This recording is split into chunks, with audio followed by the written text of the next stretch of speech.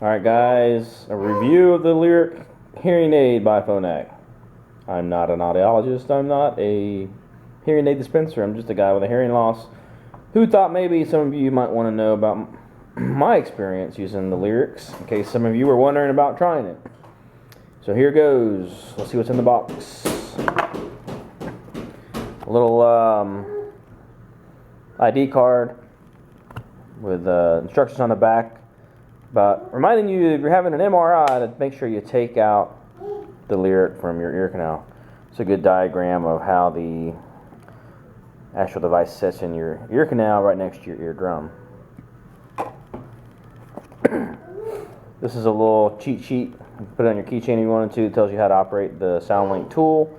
That's the tool that enables you to turn it on, off, sleep, and your volume settings.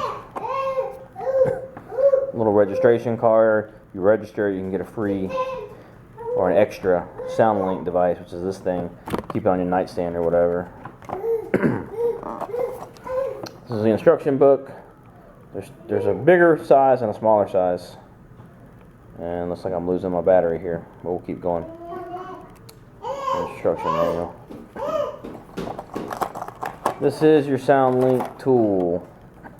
This is the silver part's just the keychain part. This comes out. This black part's a magnet. See? You can see how it sticks. And most of that time it sticks to the keychain part. But it's the magnet part that's your tool. Depending on how long you leave it in your ear canal will determine what it's going to do to the hearing aid. Whether it's going to turn it on, turn it off, turn it in sleep mode, or adjust the volume. In order to take it out, you would unscrew this piece. You got this little claw here to get it to focus. Anyway, so you would stick that in your ear canal and you would kind of do a motion like this, trying to grab the loop of the hearing aid and pull it out of your ear canal. It screws back on there, and this goes magnet again, just kind of goes right back in. Screw that tight, and then it's self-contained. Now for the hearing aid themselves, I only lasted 5 days on 30-day trial, and the reason was because I had a lot of discomfort in especially on my right ear. This is the device. Here's a little loop that you can use to pull it out with the device I just showed you. But anyway, I had a lot of discomfort, especially on my right ear. It almost kind of felt like an earache. And one thing that got me that I couldn't get over was that you don't take these out of your ear unless the battery goes dead. So they're pretty much in your ear 24/7, 365. You take a shower with them, you sleep with them in, you play sports, you exercise with them in. It's kind of a cool concept, cool technology, but I've just grown accustomed to taking the hearing aids out of my ear, especially when I go home from work. I feel a little bit fatigued in my ears, want to let my ears rest a little bit. I like taking my hearing aids out at certain times. And this is made of a spongy material, so they're supposed to be able to breathe and let wax out, I believe. But I just could not get over that. I heard pretty good with them in. I got a lot of compliments that I was hearing better. I was talking a lot lower. They are analog technology, as far as I know.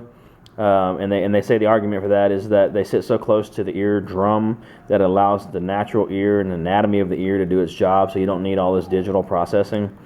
So I heard okay. Some things kind of drowned out voices, like if I was talking to my wife and she had the water running on the sink, the water kind of was more prominent. What I was hearing, it was kind of drowning out her voice. Same thing with tires. Sometimes at work I ride in a golf cart, and the drone of the tires would overpower somebody's voice. I don't know if digital hearing aids would help in that regard or not. But my biggest thing with these was that you never take them out, and I like to take them out. Like I said before, you shower with these things, and it just felt very abnormal.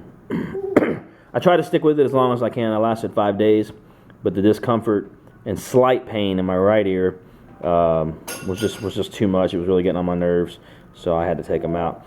These are the way you pay for these is a subscription model. You pay $3,400 a year, and quarterly you get new ones. I think I might have already mentioned that. I'm not sure. I've lost track. But anyway, if you figure behind the ears last about 8 years, if you were to pay $3,400 a year for 8 years on these, you're looking at $27,000 invested just in hearing aids. So it's a little bit rich for my blood. Plus, didn't like the fact that they stayed in my ear constantly. So they're not for me, but Lyric says that they're not for everybody. I think they said that on their website and on their brochures and stuff. It might work for somebody else. Other people might love them, but like I've mentioned before in this video, they just weren't for me. They didn't work as well as I would have liked them to, as far as an option for me is concerned. So maybe you'll like them. If you've used these, put comments in below the video here. Tell me about your experience, whether you liked them, whether you didn't like them. If you haven't used them, you're thinking about using them, what do you think? You think you could leave them in your ear 24/7, 365? All right, and this is the actual device itself out of the plastic holder. They wanted me to put when I took them out, they wanted me to label which one was left and which one was right. So I did that. This is the size of it in relation to a quarter. And this is the removal loop. You can see here, that's what you would attach the claw to that I showed you earlier. Take that out, unscrew this. And then you would try to reset in your ear canal and then attach it and pull it out. So, hey buddy, hang on buddy, don't do that.